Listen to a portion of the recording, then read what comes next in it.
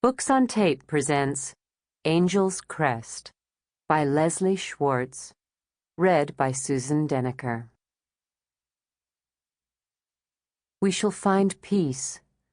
We shall hear the angels. We shall see the sky sparkling with diamonds.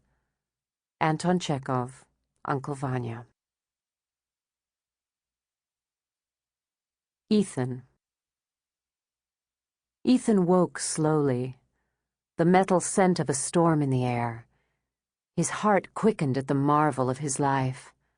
Me, he thought, and the word came and went like a flash of light. He got out of bed and put on his jeans. On a pallet on the floor, Nate lay sleeping. Ethan stood for a moment and gazed at him. Since the day his son was born, Ethan had always thought of Nate as his North Star. Now he bent down and pushed the hair back from Nate's forehead. "Come on, buddy. Time to go." Nate stirred. Ethan didn't bother to change him out of his footy pajamas. He simply put a parka over him and picked him up. He knew, if need be, there was a pair of shoes in the truck. "Balloon, Daddy," Nate said, still half asleep. Ethan bent down and picked up the now deflated balloon from Nate's 3rd birthday party the day before.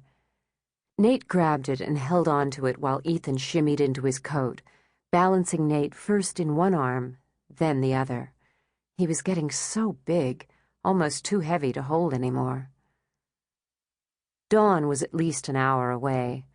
It was cold, but Ethan could feel the subtle warmth of the coming snowstorm. He knew by the fragrant scent in the air that the storm was close. It was early for snow, just the 1st of December, but Ethan could feel how it threatened, how monstrous it would be. He imagined the way the clouds had journeyed almost 400 miles from the coast along the jet stream, packing more and more power on their way here, to this place, on this day of his life. He bundled his son into the car seat and started the truck, turning the heat on. As he pulled out of the driveway and drove down the dirt road to the main highway, Nate said, "Brother Powell says I need to go to church." He said brother like brother, and the R was missing from church. It killed Ethan the way Nate talked, the things he came up with. Once he called a daddy longlegs, a long-legged daddy, and Ethan had to pick him up and hold him and kiss him after that. Still, no matter how charmed, Ethan had to make an effort now to keep the asshole out of his voice. He'd never liked Brother Powell, but he tried to make his tone smooth without too much sentiment. "We're going to church now, buddy." "We're going to the woods, Dad." "Well, a church doesn't have to have 4 walls and a door to be a church." Ethan heard the edge in his voice. He wanted to go on, but Nate had already lost interest, and by the time they had driven a mile out of town toward the mountains, he had fallen back to sleep. Ethan drove up the winding, narrow roads, higher and higher. Darkness was giving way to a weak, gloomy light. He thought of Nate at the Christian preschool. He had no choice but to send him there. He would not lose the full custody he'd just won because he didn't like the church school mandated by the settlement. He didn't like church schools and things that were organized, like religion and politics. But Ethan chose his battles well. The woods could knock the Jesus out of anyone if you went there enough. So that's what Ethan would do, indoctrinate his son with the divinity of the forest. Ethan wished the storm had waited another 2 days, or that hunting season really opened this morning. He knew from years of hunting that deer stuffed themselves with zeal before a storm.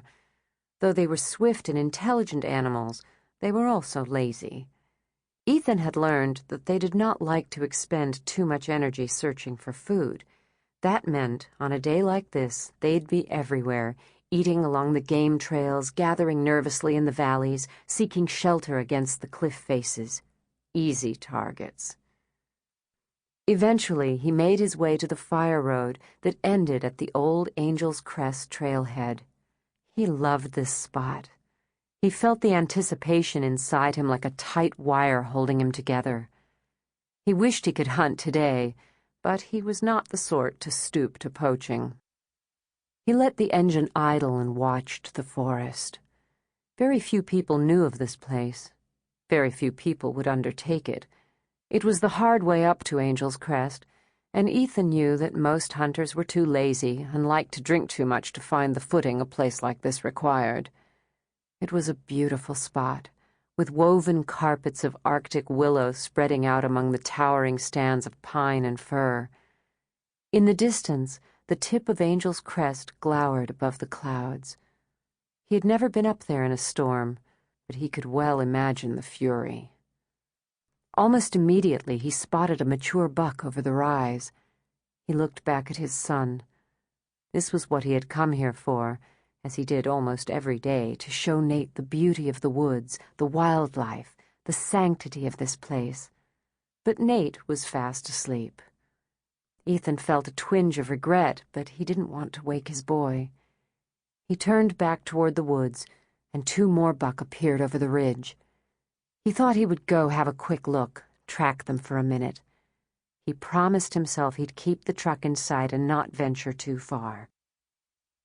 He turned off the engine, pocketed the keys, and looked back at his son, fast asleep.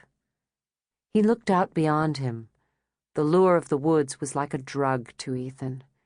He felt the sway and pull of the forest as if it touched him, tugged on his coat sleeve. He quietly shut the door and headed into the forest. He left the gun in the truck. It was an ancient dual-sided .30-30 Savage he'd bought in Los Angeles at an Army surplus store years before, and then restored and maintained. He knew there were better guns out there, but over the years Ethan had grown used to the old Savage. He knew its rhythms and feel. It was a gun that rarely failed him. The buck had gone upwind into a narrow crag. Ethan walked a few feet and then stopped to look back at the truck. He could still see it, still see the outline of the car seat and Nate, his head forward in sleep. He told himself he'd go a little farther, and only for another minute. He wasn't a gambling man, especially when it came to Nate. But those buck were beauties. Mature trophy buck.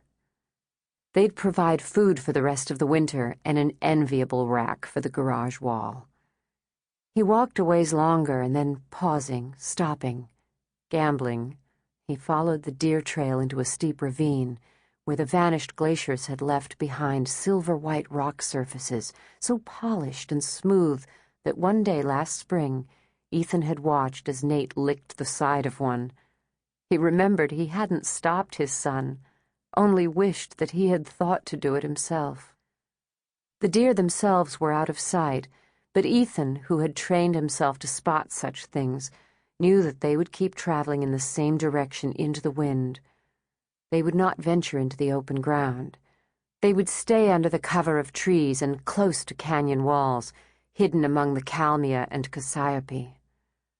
Once more Ethan looked back. The truck was no longer visible, but he knew it was not far. He told himself that just this once he'd keep walking. Luck was with him. Hadn't he just won custody, full custody of his son? Hadn't most things gone his way in life? He figured that just this once he could let his guard down. He'd walk just a few more feet along this old, now abandoned trailhead, savor the solitude, forget just for a brief moment all of his responsibility, and pretend. I am free. Then he'd get back to the truck, Nate would probably still be asleep, and head into town to open the hardware store. Maybe on the way home, Nate would wake up and Ethan would tell him how beautiful the woods were, how fine and strong the deer. He would promise to take him out again later because Ethan knew Nate would be disappointed to have missed this morning's sojourn. The air felt tense. It would probably snow within the hour. He walked on, lured as if to a woman by the balm of his solitude. He thought aimlessly about his failed marriage, the custody battle he'd just won, but the cost at which it had come. He thought about how pitiful it was that lately all his sexual pleasure had come from the Sample complete. Ready to continue?